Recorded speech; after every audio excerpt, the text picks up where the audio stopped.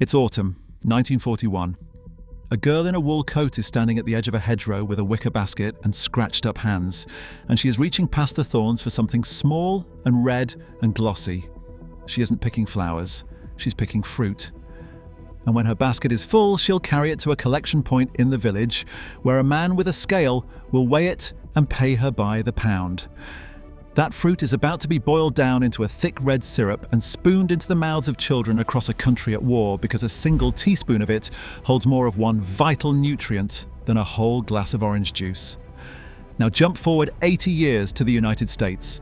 That very same fruit, the same plant, growing wild in ditches and fence rows from Virginia to Vermont, is, in more than a dozen states, illegal to sell.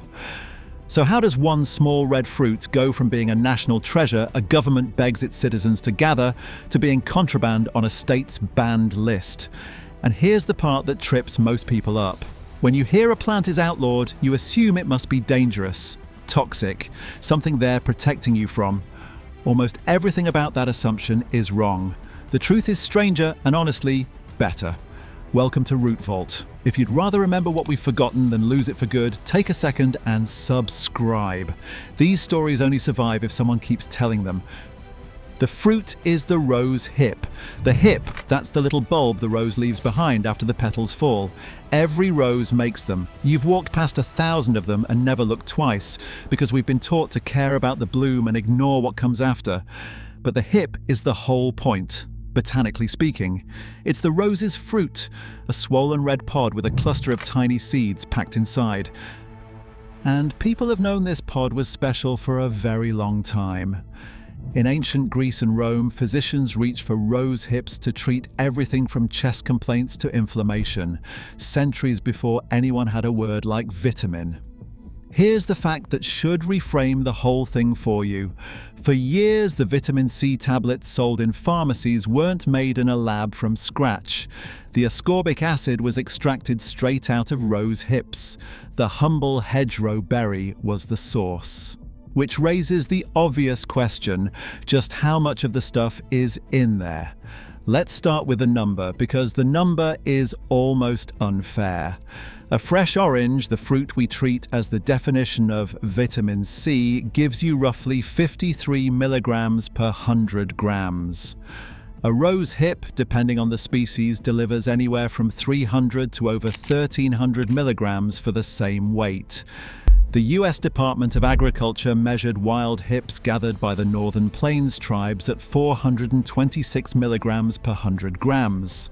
Weight for weight, the standard figure is that rose hips carry around 20 times the vitamin C of an orange. 20 times. And they taste like it. A good ripe hip is tart and bright, like cold lemonade you picked straight off a branch. But a big number in a nutrition chart is one thing. The real proof came when a whole country's survival depended on it. Which brings us back to that girl with the basket. Go back to Britain, 1941. German U-boats were prowling the Atlantic, sinking the cargo ships that brought oranges and lemons to British shores. Citrus vanished from the shops, and a nation staring down years of rationing suddenly had a very real problem. How do you stop a generation of children from developing vitamin C deficiency when the fruit that carries it cannot get past the submarines? The government scientists went looking closer to home, and they found it growing wild in every hedgerow in the country: the rose hip. But here's the part almost nobody hears. This wasn't a quiet recommendation. It became a full national mobilization. The Ministry of Health organized an official rose hip collection, and they turned the whole country loose on the hedgerows. School teachers marched their pupils out. Boy Scouts and Girl Guides fanned across the countryside. Women's voluntary groups coordinated the hauls. Collectors were paid around 2 shillings for every 14 pounds of fruit they brought in. And it worked on a scale that's hard to picture. In 1941 alone, volunteers gathered roughly 200 tons of rose hips. That's about 134 million individual berries plucked by hand, one thorn scratch at a time. Those hips were boiled into some 600,000 bottles of what was sold plainly as National Rose Hip Syrup, stocked in chemists' shops, spooned out to the young. 1 teaspoon a day gave a child half their vitamin C. And it worked so well that the next year the call went out for even more, not hundreds of tons, but thousands. So, picture that for a moment. An entire nation, under bombardment, decided the little red fruit in the ditch was worth organizing children's armies to harvest. That is how valuable a rose hip was understood to be. Now here's where the story crosses the ocean and starts to turn. Because while Britain was treasuring the rose hip, the United States government was doing something that sounds almost identical and would end in the exact opposite place. Back in the 1930s, American agencies weren't banning any rose. They were handing one out.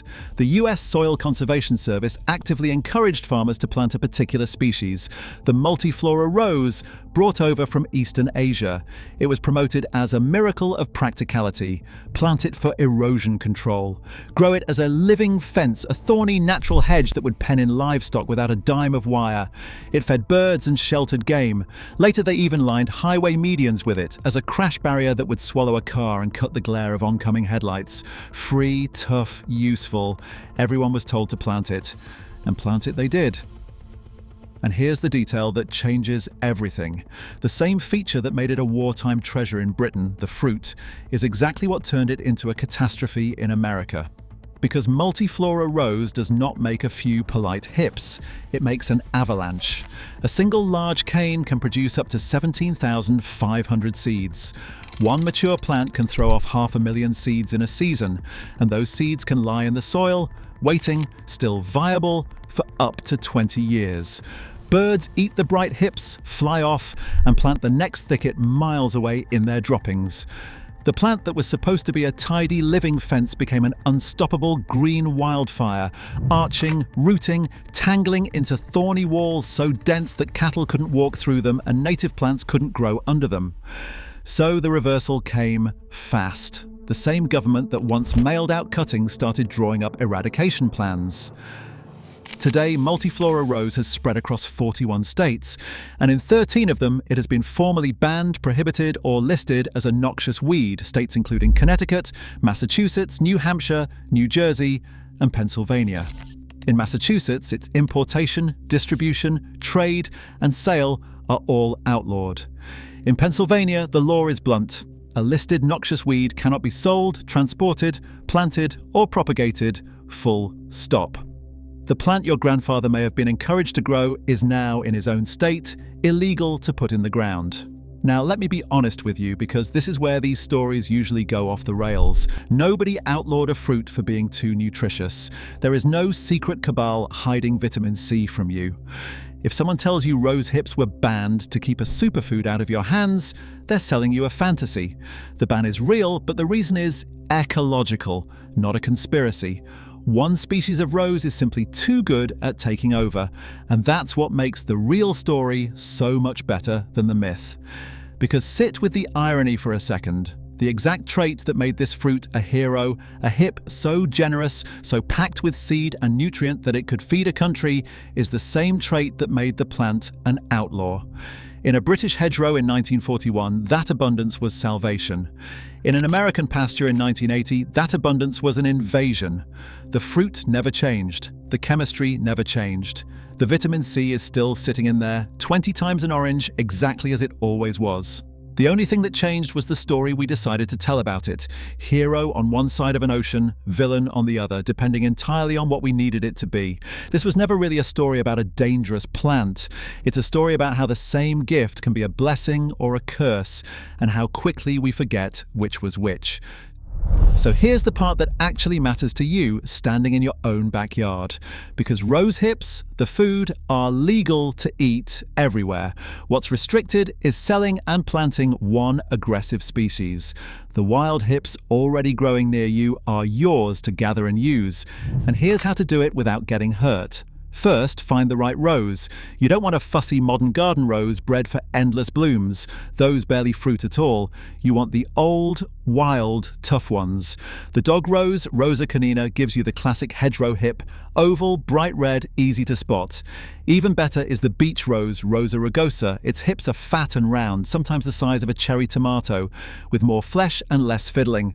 Both grow wild and abundant. Second, Timing. The single best moment to pick is right after the first hard frost. The cold breaks down the starches and concentrates the sugars, so the hips turn sweeter and softer. You want them fully coloured, deep red or orange, and just giving to a gentle squeeze. Too firm and they're not ready. Mush and they're past it. Third, and do not skip this because this is the one that gets people. Inside every rose hip packed around the seeds is a layer of fine, stiff little hairs. Those hairs are a genuine irritant. Generations of school children use them as itching powder, drop down a classmate's collar for exactly the reason you're imagining. Get them on your skin and you'll itch for hours. Swallow them and they irritate all the way down. So the golden rule of rose hips is the hairs must come out. Never eat the raw pod whole and seedy. The traditional fix is to simmer the hips, then strain the liquid through a muslin cloth or a jelly bag, fine enough to catch every hair before you bottle anything. And that's really the whole method for the classic syrup. Roughly chop your hips, drop them into boiling water, and let them steep and soften for about 15 minutes. Strain that liquid through your cloth. Run the pulp through a second time with fresh hot water to get the last of it. Strain again, then gently simmer the combined juice down and stir in sugar until it dissolves. Bottle it in sterilized jars, keep it in the fridge, and use it over the winter. Don't boil it to death. A gentle simmer keeps around 85% of the vitamin C intact, but hammering it for an hour will cook the goodness out. A spoonful on your porridge, stirred into yogurt, or diluted into a drink, and you've got the exact wartime tonic that kept a country's children on their feet. Two last cautions. Never gather from roadsides or anywhere that's been sprayed. Hips soak up whatever's on them and leave plenty on the bush. Thrushes, blackbirds and waxwings depend on rose hips to get through winter. Take your share, leave theirs. So go back one more time to that girl at the hedgerow in 1941. Basket on her arm, reaching through the thorns for something small and red that the government had told her was worth more than gold. That fruit is still out there. It's ripening in a hedge near you right now, ignored by almost everyone who walks past it, waiting for the frost. A national treasure on one shore, an outlaw on the other, and completely unbothered by the difference. If this changed how you'll look at the roses on your street, subscribe, because the vault is full of plants like this one, prized, forgotten, and hiding in plain sight. The next door's already open and there's a fruit behind it that pharaohs were buried with. We'll see you there.